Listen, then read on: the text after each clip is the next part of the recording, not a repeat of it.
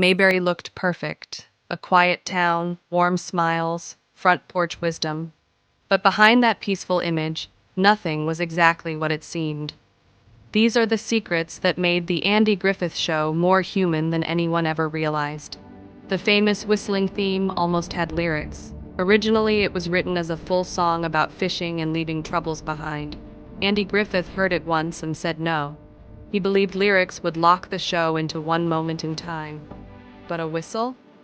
A whistle could mean anything. Peace, nostalgia, home. So the composer himself recorded it in one take. No words, just feeling. And decades later, people still whistle it without knowing why. Don Knotts was terrified of playing by life. He thought the role would ruin his career, trap him as a nervous sidekick forever. Written at midnight. Even though the show And one was a actor, massive he success, walked off set and never walked came away. back. These are 20 secrets about the Andy Griffith Show, hidden for decades, and buried in the madness. A theme song with no word that almost had lyrics nobody wanted to hear. Number 20, the whistling theme, almost 2 years ago.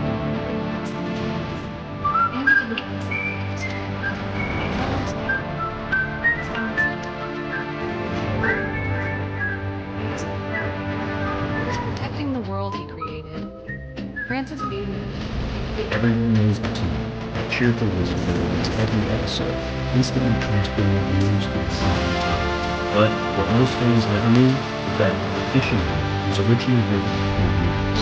Composer Earl Hagen premieres his epic song, playing verses of the cold fish, leaving bubbles behind, finally comes from the wall. Andy Griffith wrote, he believed lyrics would break the show. They were too specific, too tied to one moment in time. The whistle, though, was timeless. It could mean anything to anyone. Peace, nostalgia, home, escape. So, Hagen himself spoke the whistle in every episode, pursing his lips and blowing the melody at the same time. No words, no explanation, just a sound that somehow became one of television's most recognizable themes. And decades later, people still whistle it without knowing why. Because some melodies don't need words, they just need to feel like home. The writers loved it. Number One bullet 19, became one of the Don most Knotts iconic was jokes. terrified of being typecast.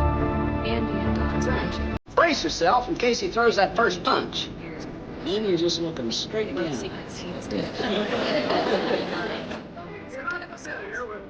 That chemistry wasn't scripted. It was real. The show had no laugh track. No Barney camera. Fife made Don Knotts a star. The bumbling deputy with one bullet and infinite confidence became one of the most beloved characters in television history. But behind the laughs, Knotts was quietly panicking.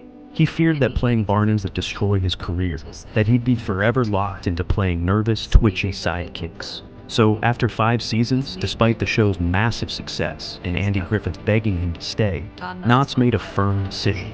He left. He wanted to prove he could be more, star in films, show range, and be taken seriously as a versatile actor. The problem was, Hollywood didn't see it that way. Audiences didn't want Don Knotts.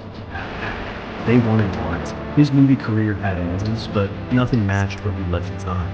Years later, Knotts admitted the decision haunted him. Not because Mayberry wasn't enough, but because he'd walked away from lightning in a bottle, chasing something that was never there.